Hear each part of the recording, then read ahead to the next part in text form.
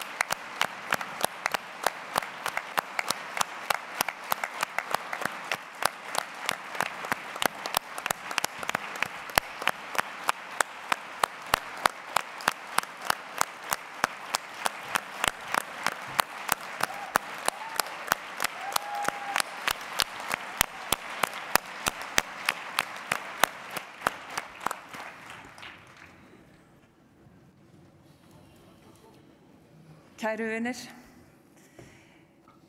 ég held að þeir sem þekki mig viti það að það mjög erfitt að fá mig til að þegja og ég verð eiginlega aldrei orðlaus, en ég er orðlaus núna. Ég veit ekkert hvað ég á að segja við ykkur, ég er óendanlega þakklát fyrir þennan stuðning.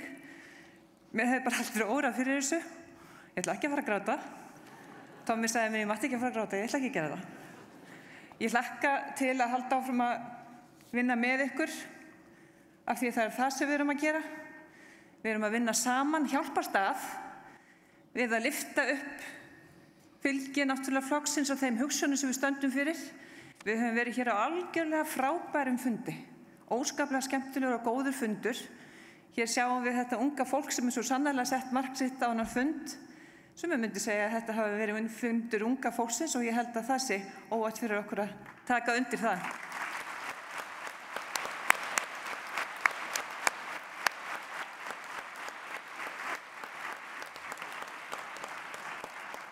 Ég óska formanninum okkar Bjarna Benediktssyni til hamingju með þetta stórglæsilega kjör.